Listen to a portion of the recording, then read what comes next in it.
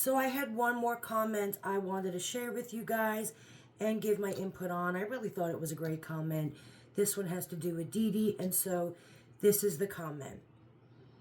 This is from Amelia Essentials.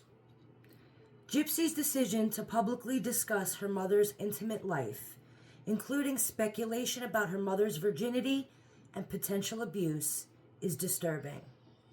It's inappropriate for Gypsy to share such personal and sensitive information, effectively body shaming and exploiting her mother's private life. Why would a person care about their parents' sex life? That's quite disturbing. This book is riddled with contradictions and raises more questions than answers. The media and news outlets should scrutinize this story more closely. All the information is available online, free to access with a simple search. Now, Amelia Essentials, you're absolutely correct. Why does Gypsy make it a point to discuss such intimate details about her mother's sex life? You know, one has to think that goes back to what I believe is Gypsy's hypersexuality. We know that Gypsy Rose, in my opinion, for entertainment purposes only, of course, let's put that out there.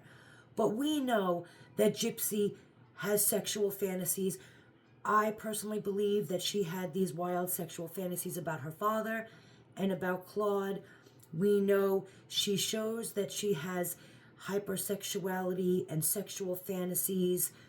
We saw it with Nick and the role playing and the BDSM, the sexual fantasies about murder and rape. And so I feel like for her, for Gypsy, to discuss such intimate details about her mother's virginity and sexuality is almost like a gratification for Gypsy.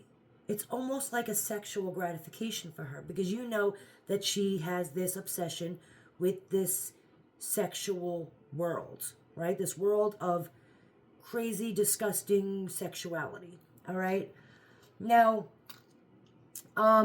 you also went on to say that she was, not only exploiting her mother's private life, but body shaming her mother. Well, you do know, and it shows, Gypsy shows us each and every day, okay, that she's wildly obsessed about how she looks. So making other people, fat shaming them, body shaming them, making other people look horrible and making herself look better is something we have seen with Gypsy Rose time and time again. Going back to the Files podcast, whatever the hell the name of it was, right? You guys remember the last time she was on there with Ken, and she was talking about how Ken was literally throwing Ken underneath the bus, saying that he was the one that was gaining the baby weight and she lost weight during her pregnancy. And that just shows you how even today, when she's putting out these, oh, I'm 6 days postpartum, look at me, look at my body. Her body means something to her. Her sexuality is very important, and she needs a lot of attention to it. And body shaming other people like Deedee, she doesn't want Deedee to have any attention. She's not going to tell you how beautiful Deedee used to be. In Deedee's younger years, she was gorgeous. Absolutely beautiful. But of course, body shaming Deedee, making other people look bad to make herself look better, that's all part of Gypsy Rose's scheme. She cannot say anything good about Deedee. Of course, she has to make her look like this horrible, miserable person. Remember, she's trying to get people to believe that Deedee abused her. And now there's even like a sexual abuse coming from Deedee towards her, allowing her to bathe with Claude and just all of these allegations. But yeah, she definitely makes a point to talk about her parents' sex life, her mother's sexuality, and that right there goes to the fact that she's just obsessed with all of the sex. Okay, I feel like her talking about her own mother's sexuality is sexually gratifying to her. Just like I think that writing this book with all of his sexual stories in it turned her on. Now, you got to remember, she can't play out these fantasies of rape and abuse and, you know what I mean, this whole role-playing thing any longer. So I think that this book was just a way to get some sexual gratification for Gypsy. This was a way for her to role-play, to tell her stories, and get that sexual gratification that she needs so bad.